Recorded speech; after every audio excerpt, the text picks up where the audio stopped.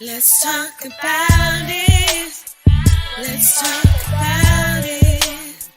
Let's talk about it. Let's talk about it. Let's talk about it. Let's talk about it. On the field. Hello, hello, hello. Thank you so much for being here. I am so excited about my guest, Miss Yvonne Gamble. And how are you today? I am How are wonderful, you Miss Vera. today? I am wonderful. I am doing so good. Awesome. I'm blessed. And you know what? Before I do your intro and all of that, I'm going to do this video so that our audience can get to know you a little bit better.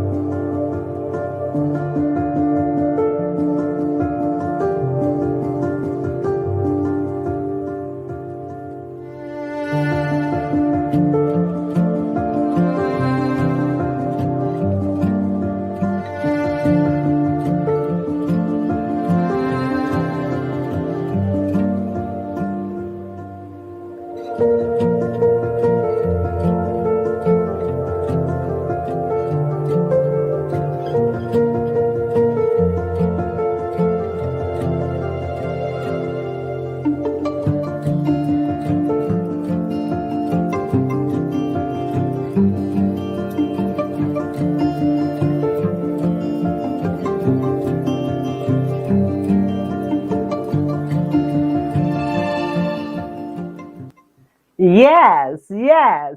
The Right Honorable Lady Yvonne E. Gamble. Now, she is a venture capitalist. She is the CEO of San Pete Financial Group. She is a venture capital, it is a venture capital firm specializing in infrastructure development. And she is a a part of the senior partner platform Capital Group, an accelerated hub, and she's the founder of Simplified Knowledge Institute, which is a think tank. And she is so much. There is so much. I could go on and on. She's the Minister of Finance for the Numi Kingdom, which is a non-state sovereign entity. She is the ambassador of Lifesavers Ministry of Women's Affairs West in Africa, and she is the United States Country Director.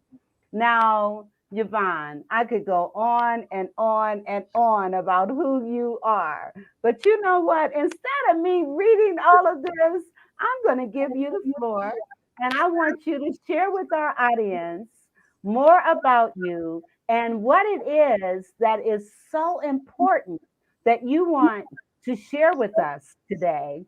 And then I'll come back so that we can have some dialogue. How is that? Okay, that's fine. That's wonderful.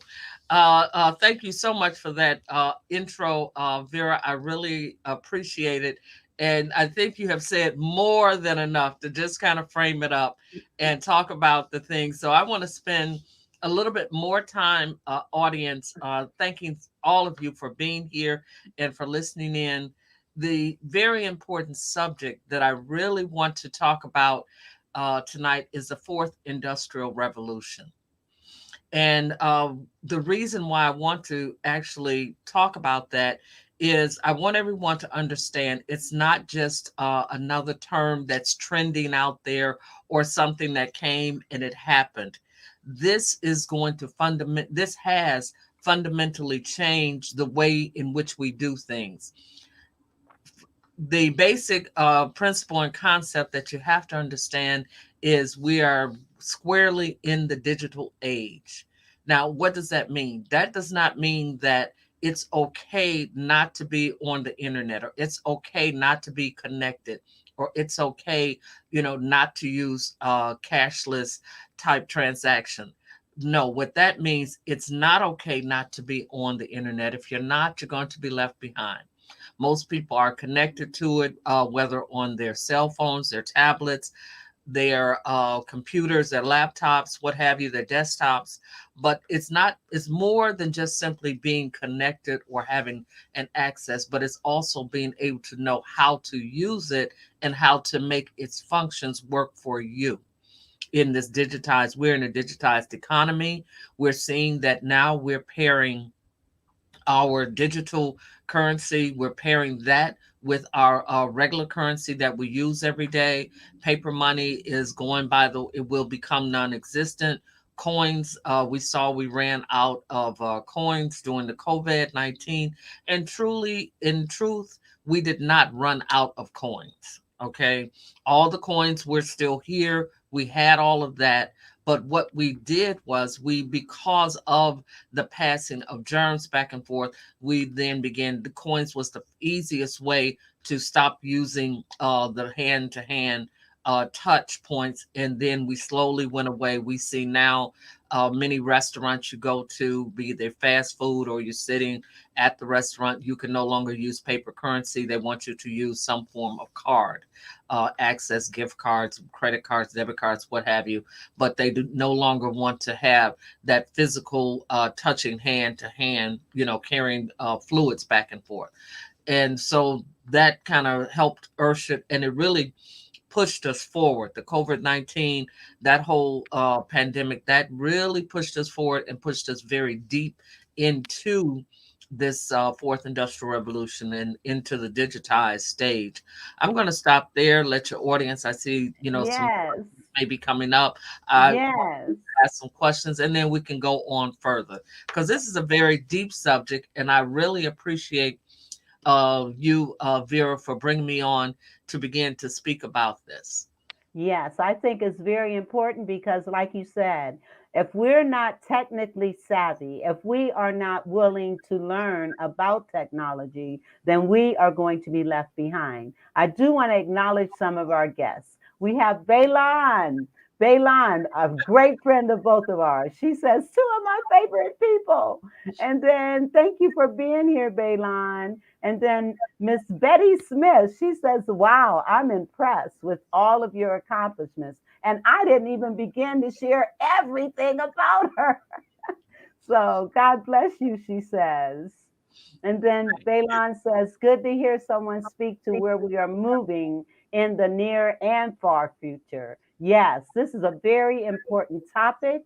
And you mentioned other currencies other than money, that money's going to be going away. And I know there's cryptocurrency, there's bitcoins, and all of that. Was that some of the things that you were talking about? And people don't understand really what that's all about. And so, what is your take on cryptocurrency and bitcoins and how it is going into play into our future? Well, it's here to stay. Let's say that number one, it is here to stay. And so, so what does that mean? That means that you need to be looking at, gathering some of that. Right now, you have several different outlets. There are several different ones that are out there, but you really want to definitely stick to the Bitcoin, cryptocurrency, Ethereum. Those are your three top. And whatever currency or currency provider, see, that's where we get to the tech savvy and understanding when we're connected to the internet, right? You can Mm-hmm. connect through the internet through AT&T. You can connect through Comcast. You can have an AOL account. For those people who still out there who have one, you can have Gmail. Yahoo. All these different. Well, those are the connectors. Those are not the internet. They give you access. They're that doorway in. The same thing goes with currency. So with currency, what happens is you have several companies who do actually offer the different currencies that are there, but those are the three basic types of currency, if you understand what I'm saying. So really the key is to get an understanding and to keep going and keep asking questions until you fully understand, and it's like, oh, it makes as much sense to you as if I gave you a nickel. You know exactly what that was, the difference between a nickel and a dime and a quarter and a half dollar. You would know all of that. There would be no question in your mind if I gave you a dollar bill or a $5 bill or 20 or $100 bill or a $10 bill. You could look at that and you would know the difference in the distinction between them, the old ones and the new ones. You would know that. And so therefore when you ask yourself, oh my goodness, don't sit in the aisle of I'm overwhelmed by all of this. Just think there was a time when we didn't know all these different currencies. We didn't have these different currencies. And there was a time when we had no currency at all, where our trading was simply I had some goats and you had some cows and somebody else Yes, had fruits and vegetables, and that was our currency. That was our barter and trade. yes, And so, yes. therefore, crypto and Ethereum, Bitcoin, they're nothing more than barter and trade to be able to be used. So, let's not, we're not asking you to build a rocket. We're not asking you, to colonize a planet or what have you. We're just simply saying this is the way the future is going. And I want everyone, or as many people as possible, to really understand it so you can embrace it and become a part of it. So where would someone gain knowledge regarding those and also understand the difference between each of these currencies and which would be the best for them to pursue? What would you recommend a person do? What I would recommend, you have many financial advisors. You have some excellent financial advising companies out there, and they are doing this. American Express, they use their Ameripress financial groups, and these are their agents, and they go out and they're doing a lot online and, classes and stuff. They're all free. Pretty much most of this is free. You can go out to Merrill Lynch. They have it. Many of your banks, Goldman Sachs, they have classes. So you can go online and look up, Ethereum classes, Bitcoin classes, cryptocurrency, online classes, and they're going on all day, every day, all over the world. So it's like no excuse whatsoever not to know, not to get educated. And now is the time. And go to several different ones, because depending on who you go to, their explanations are going to be at different levels. You understand what I'm saying? So, Mm-hmm. go to a Goldman Sachs class, that probably would be a lot deeper level than maybe if you went, to one of the American Express or the MasterCards. They even do it. So therefore, but you can get educated. And then some of the schools are even, and the colleges, the universities, they're offering these different courses because why? This is the currency that they too are having to change, and they have to change systems. The reason why there's so much free education and free knowledge and information is because all your systems have to change. Your access systems to these different types of currencies, how you use the currencies, you will begin to use that just as simply as you go to the grocery store. Now you'll begin to use those currencies. So their people, guess what? At the grocery store, they had to be trained on Mm-hmm.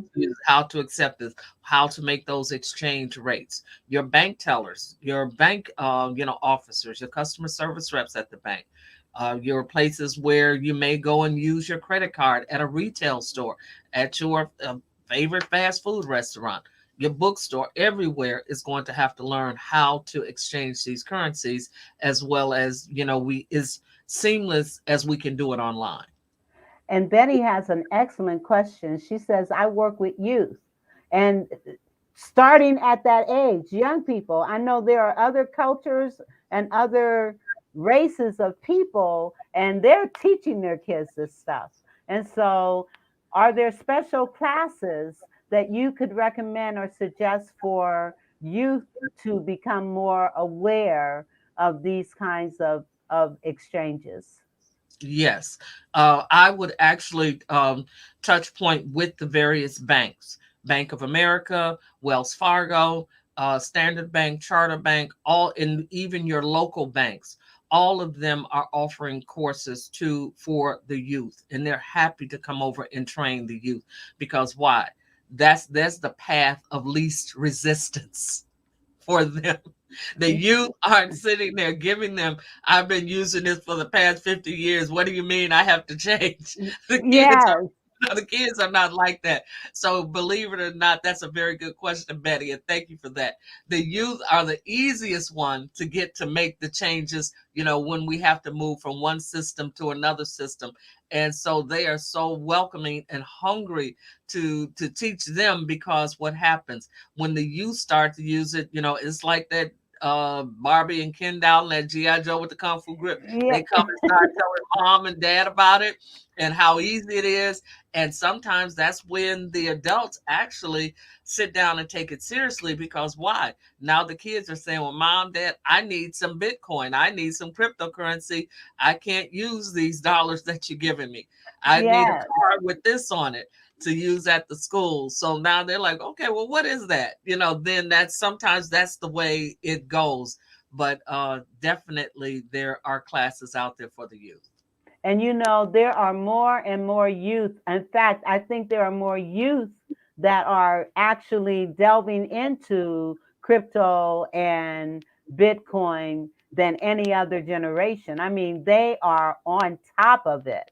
And Mhm. so that's an excellent question. Now, tell me, in terms of, you talked about this in technology and the wave of the future. So, how would you encourage older people and also, our generation, my generation, how can we encourage them to get more engaged in understanding the wave of the future? That is that believe it or not, Vera, is the 1,000 pound elephant. That's the $64,000 question. That's what everyone is sitting back trying to figure out. How do you do this? And the reason being, because if you think about it and you look at a pyramid, the generation that really is kind of like that stuck in the middle side generation, the top of the pyramid, they're always the first in. That's your A++. So whatever comes out, doesn't matter what age they are, if they're at the top of the pyramid, they're gone. They're off and running to the races. And then there's that middle to the bottom of the pyramid that basically, I'm going to hang on to this old way of life, or this way of life that I'm used to and I know, and I'm going to hang on to it until I just absolutely cannot. And then what ends up happening is about about a third of them get left behind, because they're not able to make those transitions. Really, what I would say is keep encouraging those people, keep encouraging them through your nonprofit organizations, keep encouraging them. And even having on these type of sessions that you have some just simply training sessions, that would help them. And let them know that this is for you. This is not against you. This is not meant to make you seem like, oh, you don't know, or you don't understand, or you'll never be able to grasp this. Yes, you will, because it's a lot simpler than you think.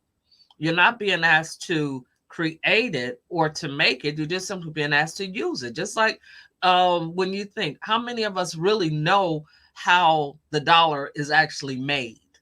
What I'm saying? We know it's made in a mint. We know that. But all of the chemical elements, all the fibering and all that goes into it, there's very few of us out here that actually know that, compared to the number of people who actually use it.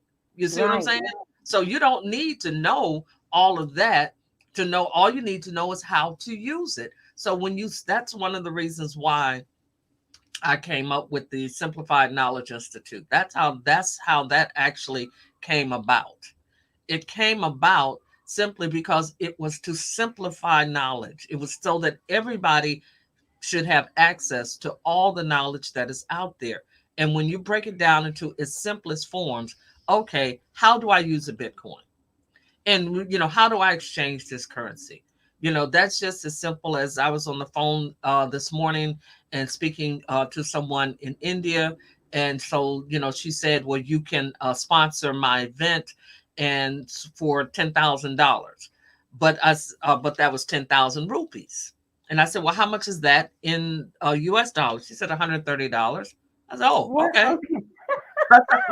Wow.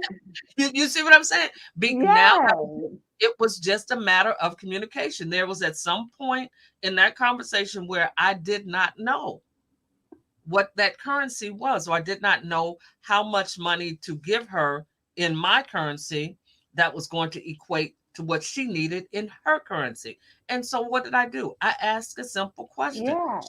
Yes. She simplified it. You see That's what I'm it. saying? We had a currency Yes.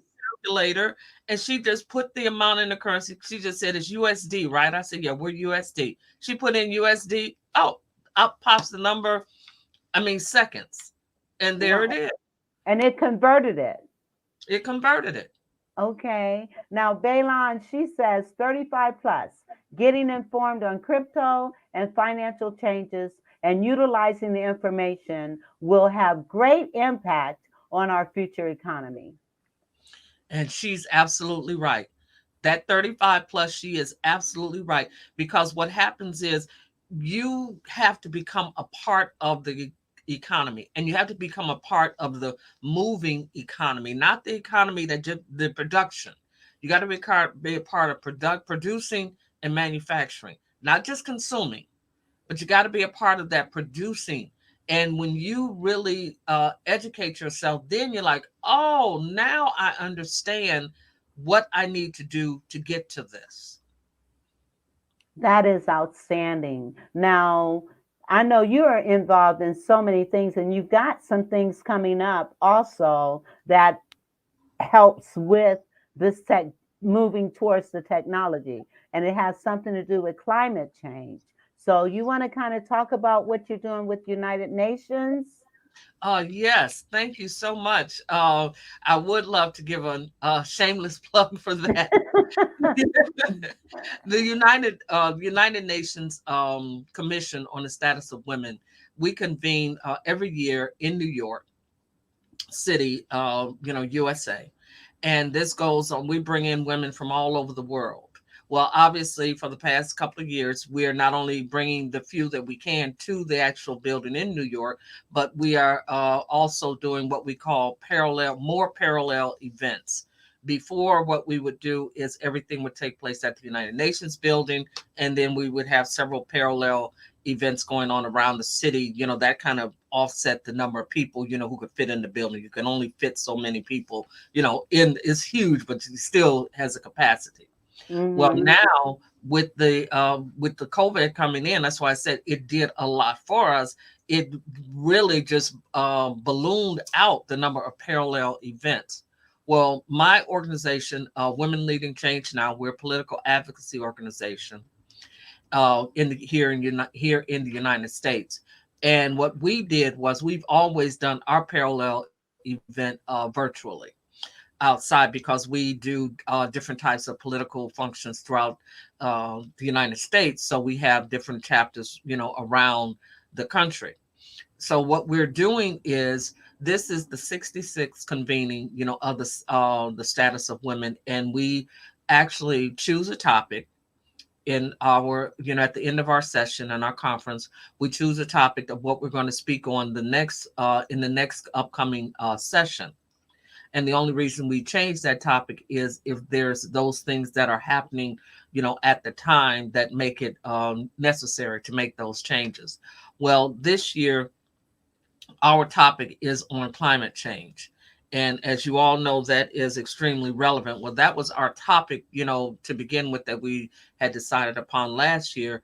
And it became so prevalent, and we definitely want to make sure that everyone takes a thought and a moment out towards the citizens of Tonga and of those of Japan, with what just recently happened in the South Seas there, because it was devastating. And there's still, although you may not see it in the news, there's still ongoing efforts to try to bring those people, out of that devastation. Well, what Wow. we're going to be talking about is we're going to be talking about that very thing, climate change. What type of disaster preparedness do we have in place? What we do to try to reduce, some of those types of things. So there's a lot of things that can be done with our environment, with our food, with fuel consumption, all those types of things to reduce our effect on climate change.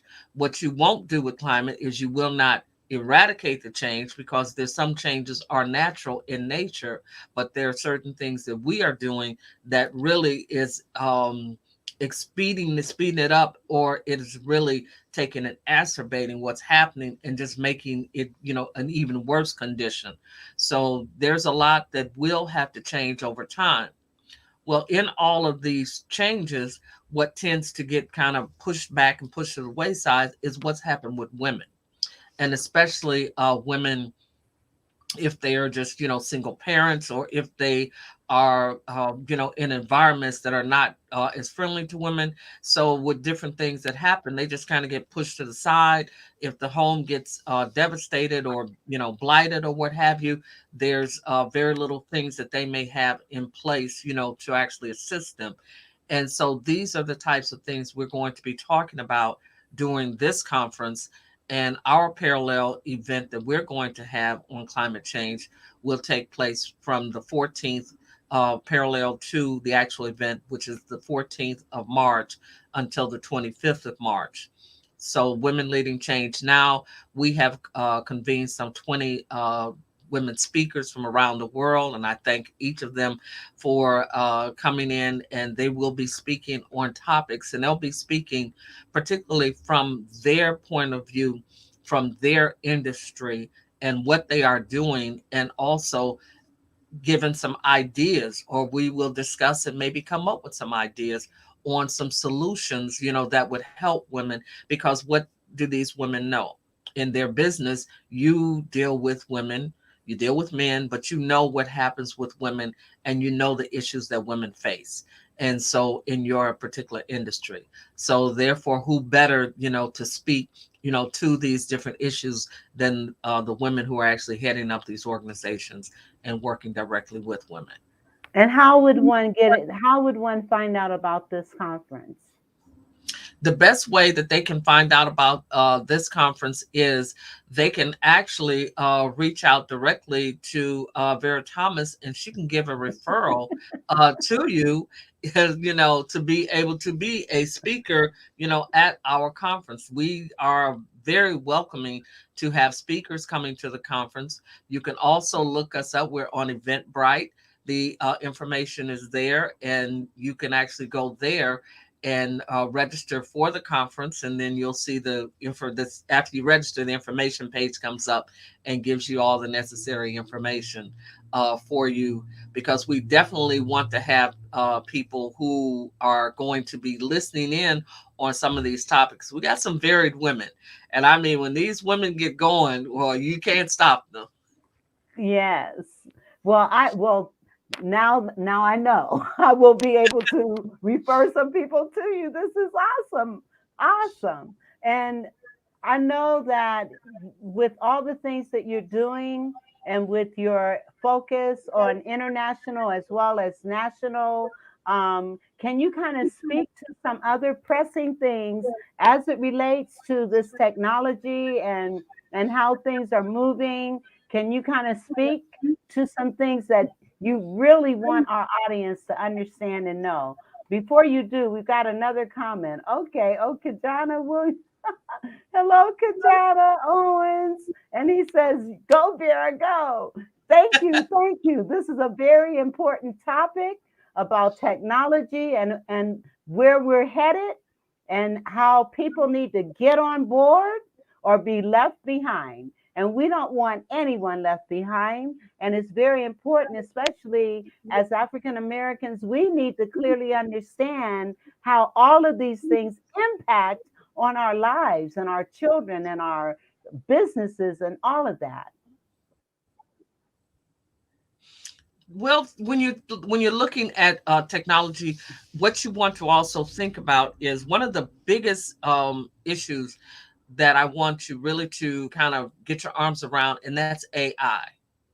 And I want everyone to involve themselves in understanding AI and what AI is going to do. We're going to be posed with here within the next 10 years some very hard and pointed questions.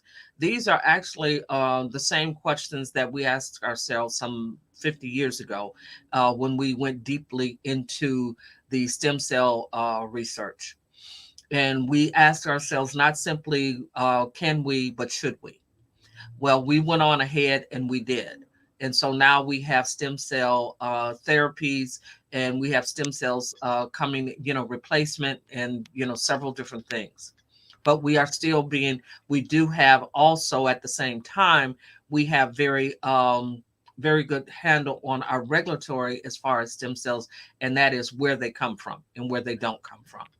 Now, when you talk So, about AI, for those who may not know what AI is, you want to expound upon it so that for those who yes, may not know.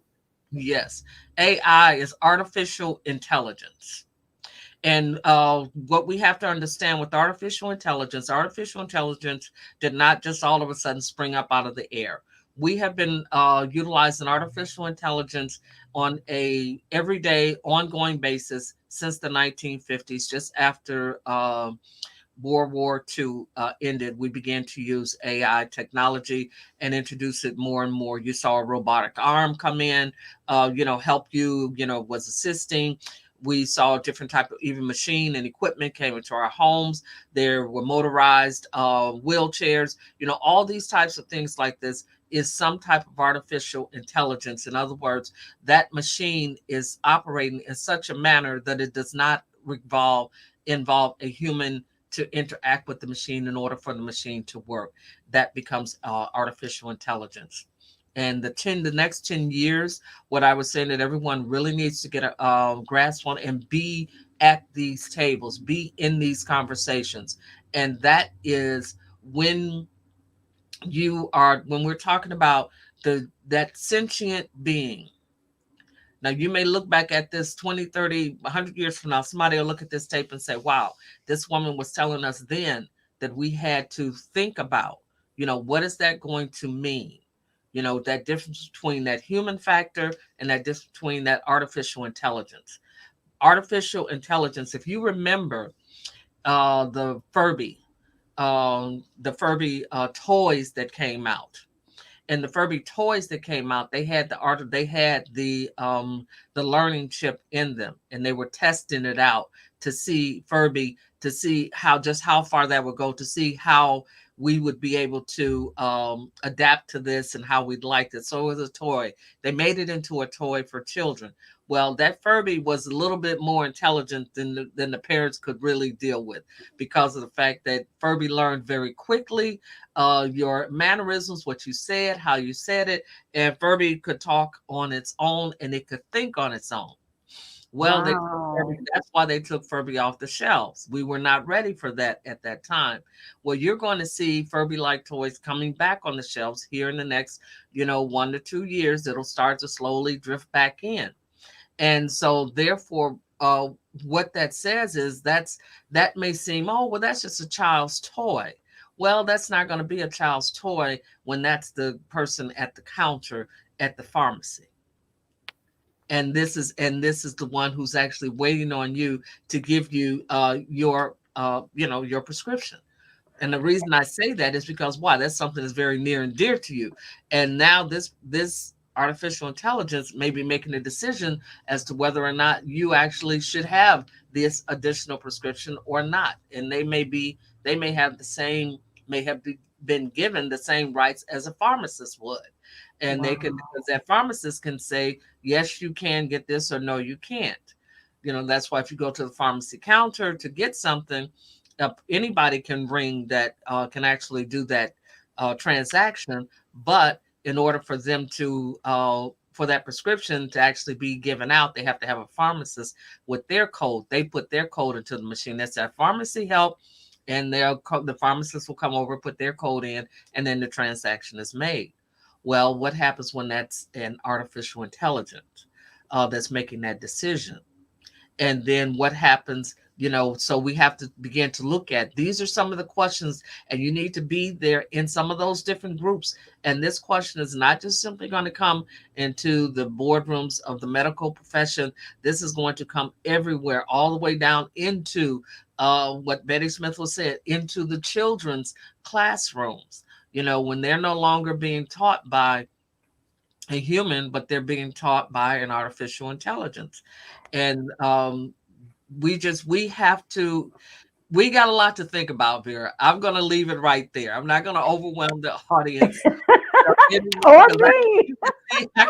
I can go on forever. I come back and I'll talk about this. I'll talk about that more when that's, as a subject matter with you. I would love to.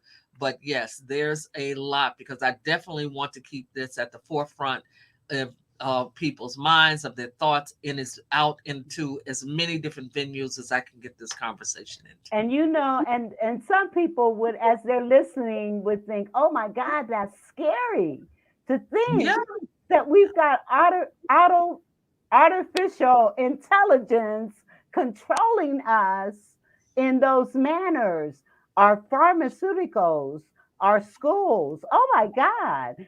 Kajana, he says, powerful, powerful. He says, bring her back for sure. Excellent information. Absolutely. These are things that we need to know, because if we don't, we're going to fall behind. And yes. so now I know that, are these the kinds of things that your business venture capital endeavors include, as you're a part of that piece as Yeah. well? Yeah. These are the types of things that we fund. That's why I know so much about them. Because, of course, if you're going to give somebody, those multi millions of dollars, whatever, you got to do your study, you got to do your homework. You have to understand what it is. We can't make a judgment against them, because we technology has to advance. Technology has to advance, so we can't sit and be judge and jury or what have you. But what we can do is we can seek to inform the public, so that they are aware that these things, yes, they're out there, and they're going to be. Right now, decisions are being made, and we think that this is, in many sense, when I say we, the people at large who are voting on some of these things, they feel that it's okay, because what we are already talking about, and that is, when we want to do like manned missions to Mars. Well, some of those first won't be manned missions going there. They would definitely be artificial intelligence, and robotics, who actually would be making a journey, what have you. Well, we may feel that that's okay. Well, guess what? That artificial intelligence is going to turn around and say, I'm not stupid. Okay, I know the difference between, I'm existing, even though I may not live as a human lives, I do exist. I do function. And so now you've got me in this rocket ship, going halfway across the galaxy, and I And can I just, don't want to go. I don't want to go. Exactly. I don't want to go. I don't want to not continue to exist. That Wow. I went to a conference, and that was what the scientist he spoke on. He said, what happens when the artificial intelligence tells you, I don't want to not continue to exist. And That, that is mind that was heavy. boggling. Yes, that was heavy. That was, I mean, when he said the weight of him, you know, and so he said, okay, so who's getting on the ship? Everybody said, who getting on the ship? So you sitting here, it's like, oh well, I guess we got a problem. Houston, we got a problem. And so these robotic, and they're really robots in At different this point, forms. they're not robots. There's a difference between a robot, and I'm glad you brought that up. There's a very big difference between a robot and artificial intelligence. A Okay. robot simply is, like a robotic arm that simply may be connected to a machine, and it just performs a function, say one or two singular functions. That's robotics. Okay. When you talk about artificial intelligence, you're saying it has the ability to learn, it has the ability to discern, and it has the ability to distinguish. Yeah. And it's been created by man. Yes. And that's also a big that's a huge problem. That's a huge problem because what happens is that's why I'm out here. I'm so hard line on us staying at these tables because why? If I program it and I make it in my image and my thought process, then it's how I think. What I look like really almost matters not, okay? But what does matter is how I think. So if I program that computer brain to think like me, to feel like me, and to make decisions, may not feel, touch, and feel, have the sensation of feeling, but to be able to make discernment in the manner in which I make discernment, then guess what? Look at what's going on with the humans right now. Yes. How well are we Yes. together? How well are we together? Are we as a true Oh, total 100% collective?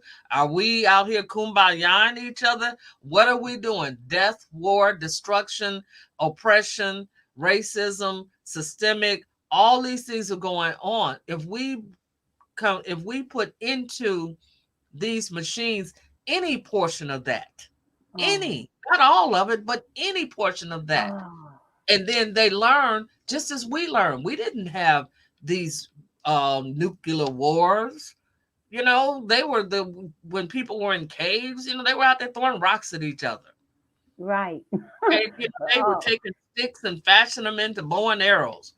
Okay, but now what are we doing? We push a button and blow up a whole city yeah. and Yeah.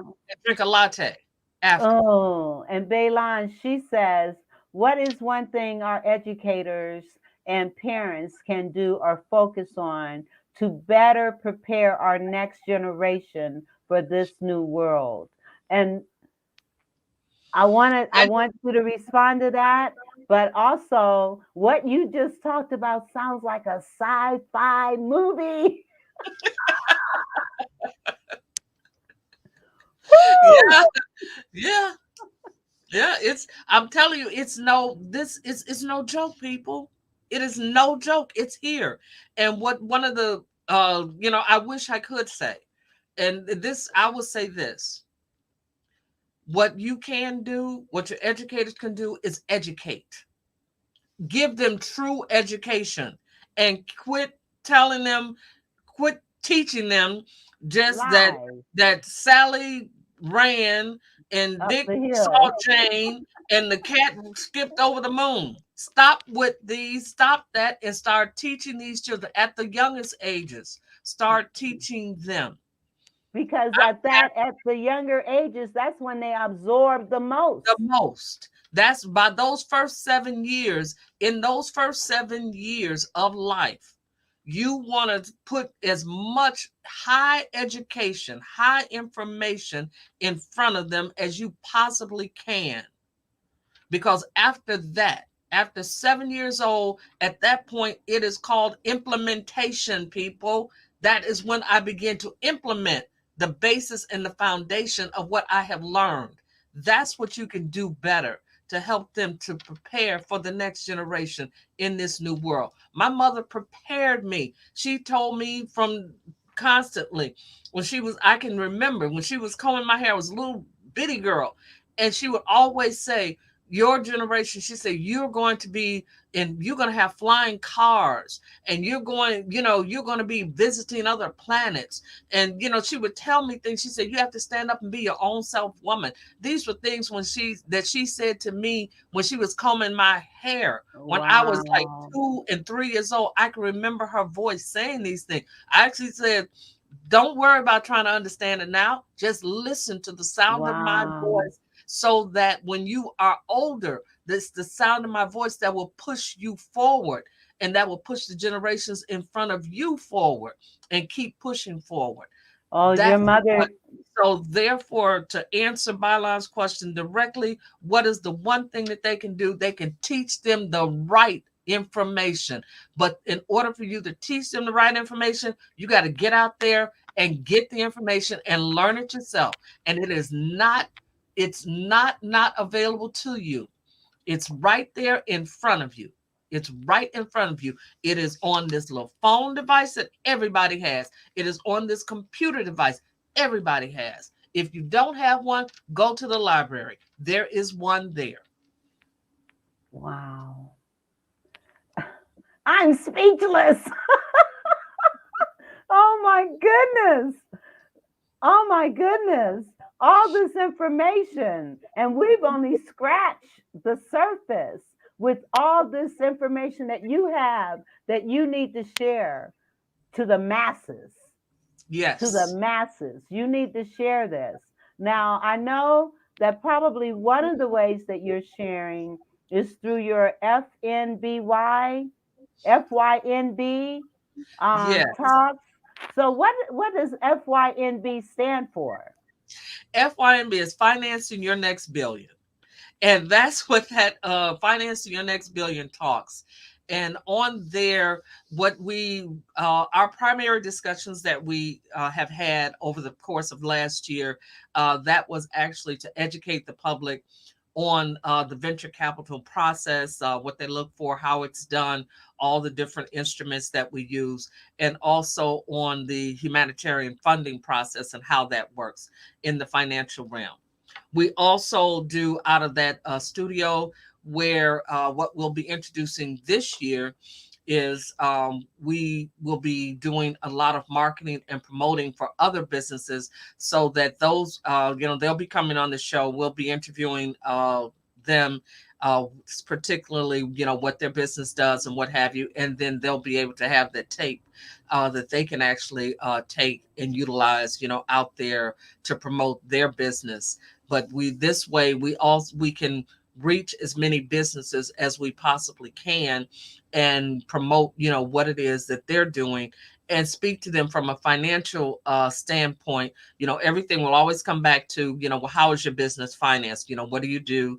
Tell the people what you do, what have you. And then we'll talk about, just the financial strength of their business, because our whole concept is to have a million strong financial, is to create a million strong financial businesses. That's what our concept is for 2022 and beyond. That is so wonderful.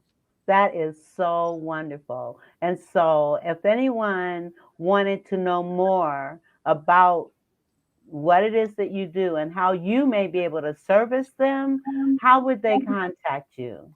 The best way to contact me is to go out to our website at sanpetefinancialgroup.com and go and click on contact us, and just send us a email and let us know, what area that you would like for us to speak to you on.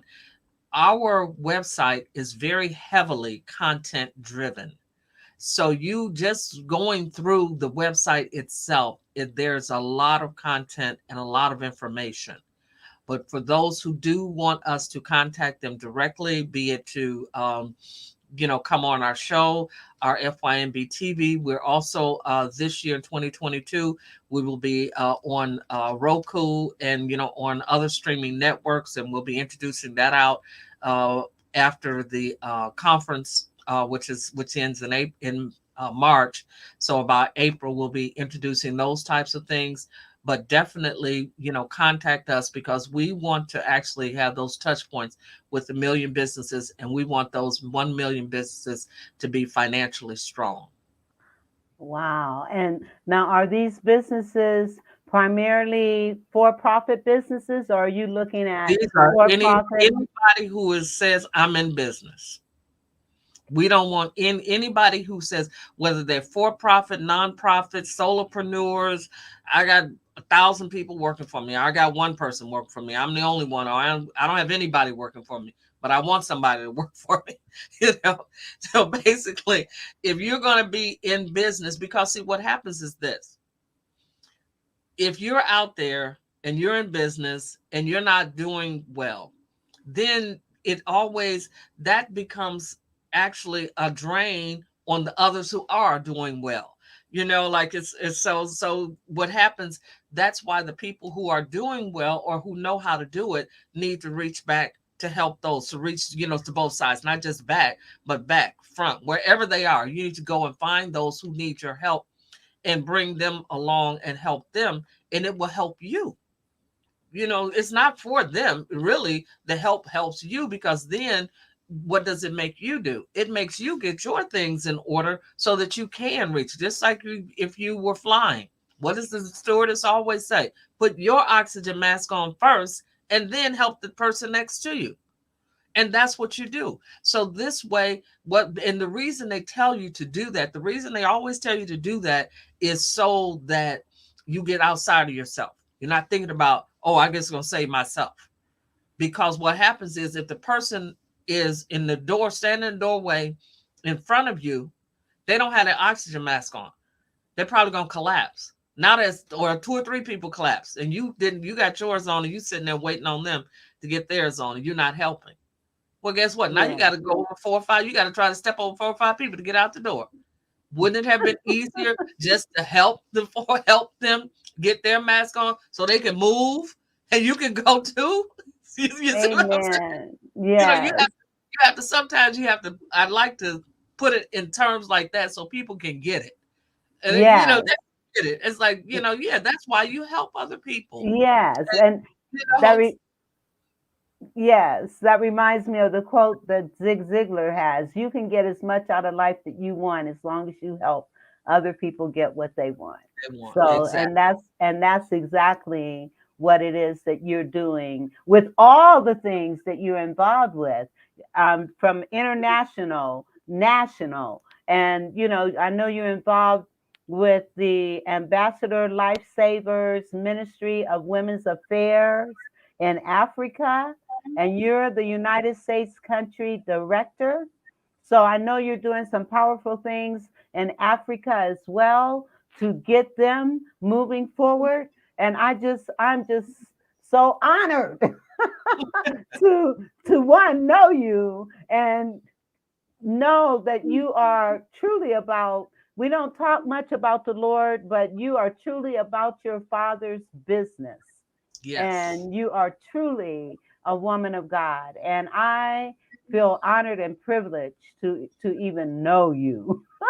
Oh, Vera, thank you so much.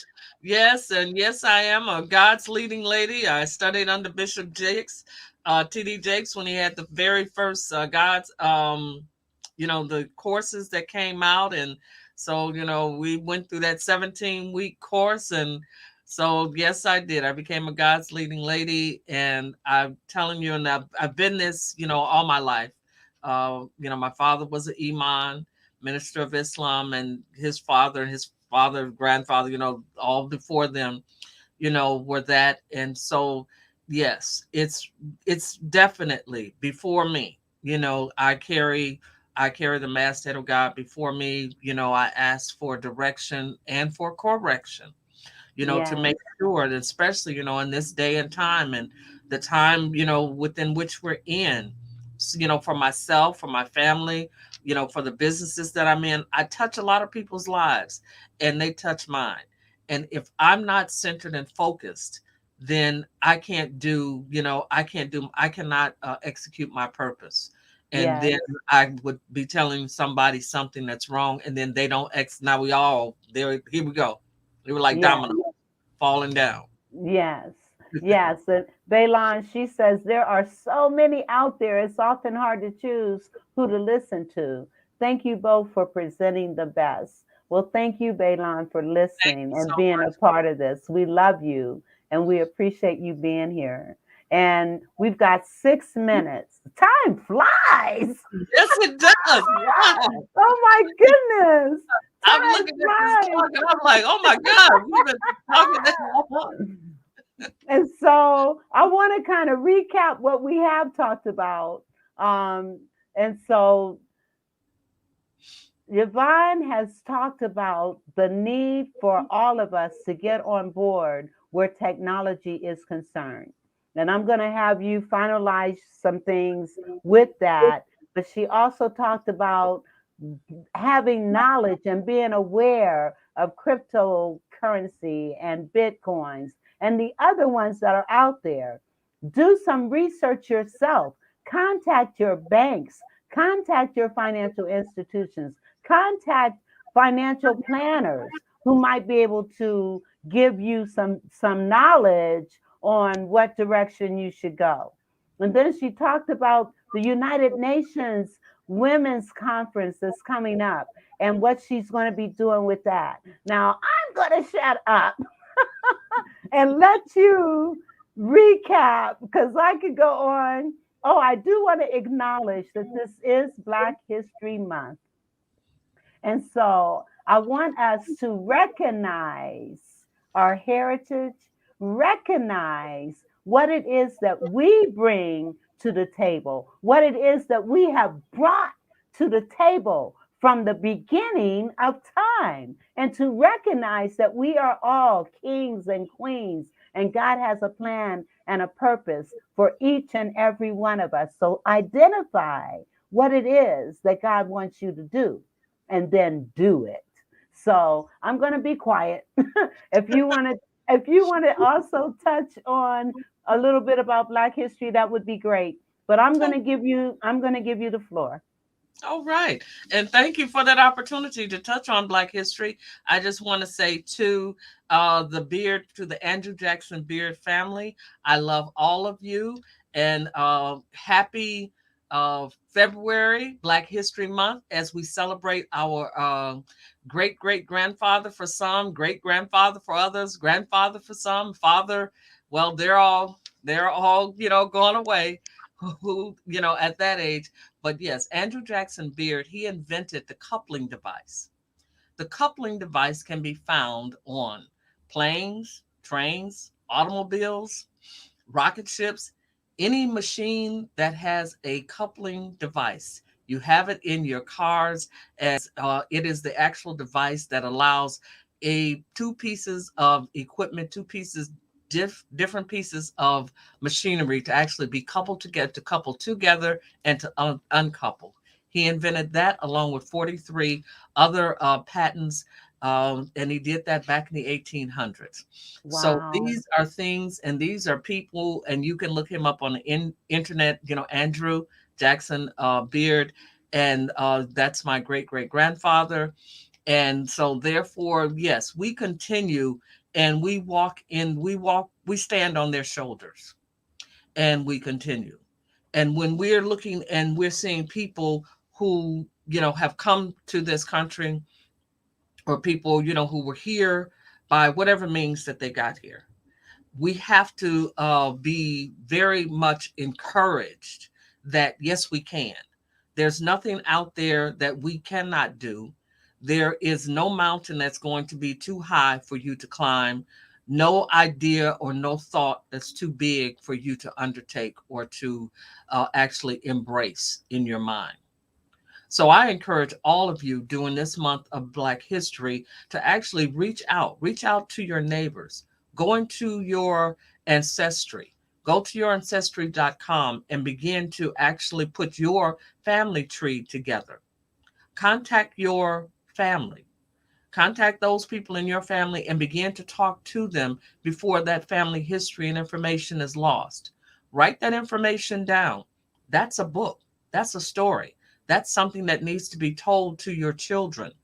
A question was asked on this show that said, what can we do? What can we say to the generations that come behind us? We can let them know exactly the things that happen, how they happen. Tell them the good in those stories, not just the bad in those stories, but tell them what happened. Speak the truth to them and speak the truth into them, because it is through that truth that is what will set them truly free of any type of shackle that may be have bounded them in the past but is no longer there. Don't carry the past into your future in a bad way. Carry the past into your future in a learning way.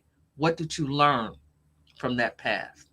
And what can you can that past do to help you into this future? My great great grandfather, what he did, inventing the things that he did, when I look up, when I see anything and I say to myself, I can't do it, all I do is look around and I said, I have to do it. That is beautiful. That is beautiful. Oh my God. Andrew Jackson Beard, her great grandfather, invented the coupling device. And I am sure that there are others out here. If we were to look at our history and go through our ancestry, we would find that there are members in our own families that may have been inventors, may have been designers, may have changed the world in one way or the other. And so I thank you for sharing that. And I thank you. I'm glad I said something about Black history. And I'm glad you had something that you could share with us regarding Black history. Well, listen, we have ran out of time, but I just want to thank you. And I'm going to have you come back so that we can continue to educate, encourage, uplift, and inspire those that are listening. So I want to say to my listening audience, thank you so much for listening. Yvonne Gamble, the Honorable, Righteous Yvonne Gamble, thank you so much for being my guest today. Thank you for having me. Yes, and we will see you all next week. If you could hold on, and I'll see you down off stage, okay? Okay. All right. Thank you all for listening. Bye-bye. The Vera Thomas Show. The Vera Thomas Show. The Vera Thomas Show. The Vera Thomas Show. Let's talk about it. Let's talk about it. Let's talk about it. Let's talk